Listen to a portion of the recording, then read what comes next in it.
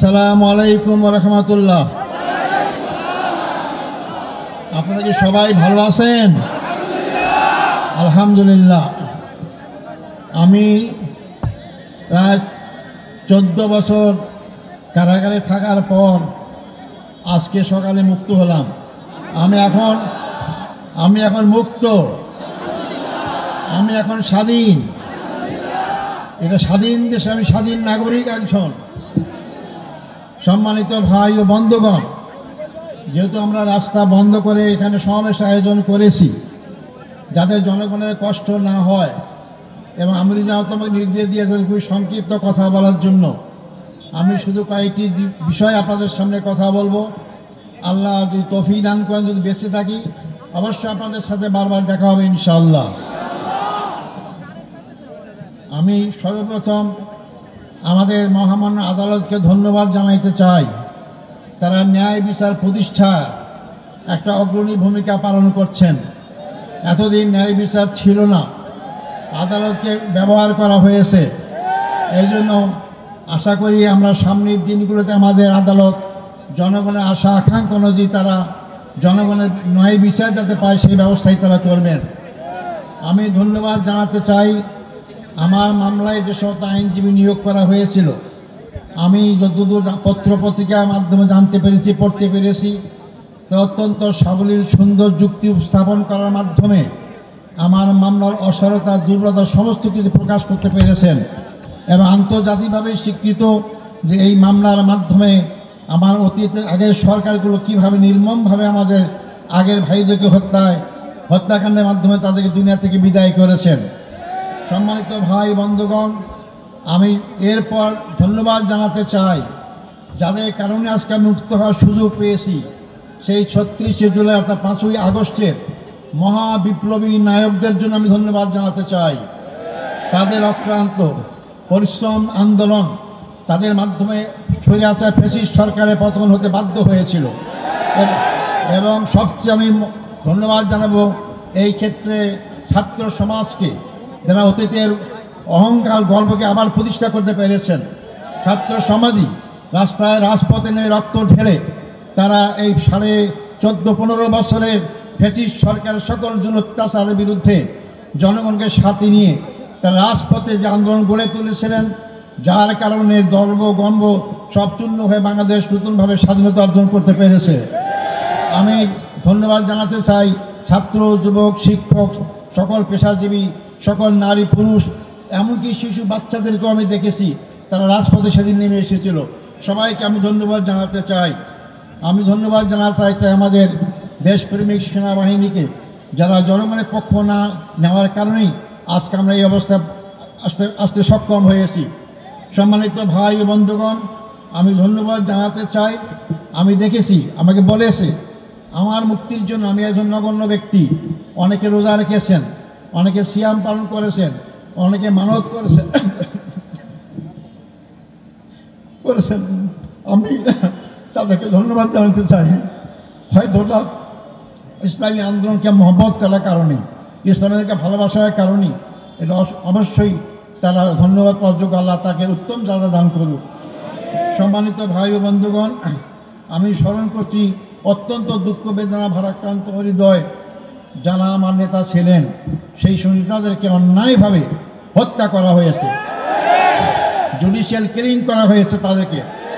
আমাদের শ্রদ্ধেয় নেতা বাংলাদেশ জামাত ইসলামীর আমির শহীদ মৌলানা মতিউর রহমান নিজামী, আমাদের শ্রদ্ধেয় নেতা জনাব শহীদ আলী হাসান মোহাম্মদ মুজাহিদ, আমাদের শ্রদ্ধেয় নেতা জনাব মোহাম্মদ কামারুজ্জামান, আমাদের শ্রদ্ধেয় নেতা জনাব মোহাম্মদ আব্দুল কাদের মোল্লা, আমাদের শ্রদ্ধেয় নেতা জনাব মোহাম্মদ আব্দুল কাদের মোল্লা। এরপরে সবচেয়ে দুঃখজনক হচ্ছে যে আমাদের সমাজ শ্রদ্ধার পাত্র, সারা দুনিয়ায় পরিচিত আন্তর্জাতিক খ্যাতিসম্পন্ন আলেমউদ্দিন হযরত মাওলানা দেলাওয়ার হোসেন সাঈদীকে বিনা চিকিৎসায় হত্যাকাণ্ডের ষড়যন্ত্র হত্যা করা হয়েছে। আমি এটাকে সবাইকে স্মরণ করছি। সাথে সাথে আমি স্মরণ করতে চাই আমাদের শ্রদ্ধেয় নেতা মীর কাসেম আলী সাহেবকে। তাকেও সর্বশেষ তার ছেলেকে গুম করা হয়েছে, দেখতে চেয়েছিলেন, তাকেও দেখতে দেওয়া হয় নাই, তাকে ফাঁসির কাছে ঝুলিয়ে তাকে হত্যা করা হয়েছে। আমি সাথে সাথে জাতীয়তাবাদী দলের নেতা জনাব সালাউদ্দিন কাদের চৌধুরীকেও ফাঁসির কাছে ঝুলানো হয়েছে, আমি সেটাও আমি স্মরণ করতে চাই। সম্মানিত ভাই বন্ধুগণ, আমরা এর মধ্যেও হারিয়েছি জেলখানায় আমাদের সেই শ্রদ্ধেয় নেতা অধ্যাপক গোলাম আজমকে, আমরা হারিয়েছি আমাদের মৌলানা আবুল কালাম মোহাম্মদ ইউসুফ সাহেবকে, হারিয়েছি আমরা 5 বারের নির্বাচিত এমপি মৌলানা আব্দুল সোহান সাহেবকে আমরা হারিয়েছি। এরপরও আমি বের হয়ে হারিয়ে দেখতে পেলাম আমাদের সামনে এখন তারা নেই, আমাদের আমিরের জামাত, এখনকার আমির জামাতের পূর্বের যে আমির জামাত ছিলেন মকবুল আহমদ সাহেব এবং নাজির আহমদ সাহেব, তার সবাইকে শ্রদ্ধা স্মরণ করছি এবং তার শোক সন্তপ্ত পরিবারের সদস্য সহ সবার কাছে আমি তাদের সমবেদনা জ্ঞাপন করছি। আল্লাহ তাদের সবাইকে ধৈর্য ধারণ করে তৌফিক দান করুক।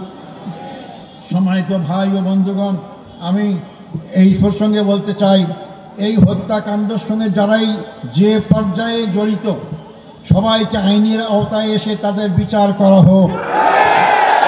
আমি জোর করে আবার বলতে চাই, যারাই হত্যাকাণ্ডের সঙ্গে যেখানে যে পর্যায়ে জড়িত সবাইকে আইনের আওতায় নিয়ে এসে তাদেরকে বিচার করা হোক, নাহলে এই খারাপ সংস্কৃতি চালু থাকবে, এখান থেকে বেরিয়ে আসতে হবে আমাদেরকে। সম্মানিত ভাই ও বন্ধুগণ, আমি আপনাদের কাছে অনুরোধ করতে চাই, আমার জন্য আন্তরিকভাবে দোয়া চাই আপনাদের কাছে। আমার অপরাধ কী ছিল? আমার অপরাধ ছিল ওমা নাকামু মিনহুম ইল্লা আন ইউমিনু বিল্লাহিল আজিজিল হামিদ, আল্লাহর প্রতি বিশ্বাস, এটাই তো আমার অপরাধ ছিল, আর অপরাধ নাই। আমি তো আপনাদের কাছে দোয়া চাই যে অপরাধের কারণে ফাঁসির কাষ্ট থেকে আছে আমাদের কাছে ফুলের মালা পাচ্ছি, রশি গলা সেরে গিয়ে ফুলের মালা পাচ্ছি, আমি যেন আজীবন সেই ইসলামী আন্দোলনে আমার জীবন থাকতে, রক্তবিন্দু এক ফোঁটা থাকতে এই আন্দোলনেই যদি শহীদ হিসেবে মৃত্যুবরণ করতে পারি, সে তৌফিক আমাদের কাছে কামনা করতে চাই। আমাদের সবাইকে মৃত্যুবরণ করতে হবে, মনে রাখবেন, আজ হোক কাল হোক মৃত্যুবরণ করতেই হবে, মৃত্যুর হাত থেকে বাঁচতে পারবো না। আব্দুল কাদের মোল্লা ভাই আমার আমির ছিলেন, একটা কথা আমাকে প্রায় বলছে, আজার ভাই, আমরা যেভাবে গুনাহগার, আমরা এই সব নিয়ে কাল পর করে জান্নাত পাবো না, জান্নাত পর একটাই মাত্র পথ, তা হচ্ছে শাহাদত বরণ করা, তো শাহাদতই আমাকে জান্নাত দিতে পারে। তাই যে দল, যে জাতি, যে ব্যক্তি শাহাদত তামান্না করে এগিয়ে যায়, সেই দল, সেই জাতিকে কেউ দমাতে পারে না। সম্মানিত ভাই এবং বন্ধুগণ, সেই দোয়া করার সাথে সাথে আপনাদের সবাইকে সবার মাধ্যমে সারা বাংলাদেশের আপনার জনসাধারণকে আহ্বান করতে চাই, আসুন, এই দেশ আমাদের, এই দেশ আমাদের সবার, এই দেশের মানুষের আশা আকাঙ্ক্ষা চিন্তা চেতনা ঐক্য অনুযায়ী এই দেশটাকে ইসলামী সমাজ গড়ার আকাঙ্ক্ষা আমরা সবাই এগিয়ে যেতে পারি। আল্লাহ অবশ্যই আমাদের সাথে থাকবেন ইনশাআল্লাহ। আমি আর বিলম্ব করব না, যেহেতু আপনার রোদ্রে কষ্ট পাচ্ছেন, আপনারা আমার জন্য দোয়া করবেন। আমার আর পাওয়ার কিচ্ছু নাই, আমার জীবনে যদি আমরা এখানে আল্লাহর দিন প্রতিষ্ঠা দেখে যেতে পারি, এর চেয়ে সর্ববড় পাওয়ার কিছু নাই। আপনাদের সবাই সেই দিন প্রতিষ্ঠা আন্দোলনে যার যার জায়গা থেকে যে ভূমিকা রাখা দরকার, সেই ভূমিকা সবাই রাখবেন, এই আশাবাদ ব্যক্ত করে সাংবাদিক বন্ধুগণ, ফটোগ্রাফার যারা এখানে আসছেন, যারা আজকে আমাদের এখানে উপস্থিত হয়েছেন, তাদেরকে আমি ধন্যবাদ জানাতে চাই, এবং যারা যেভাবে আমাকে সহযোগিতা করেছেন তাদেরকে ধন্যবাদ জানাতে চাই। আবারও আমি আপনাদের কাছে আমার জন্য দোয়া কামনা করে আমার বক্তব্য এখানে শেষ করছি।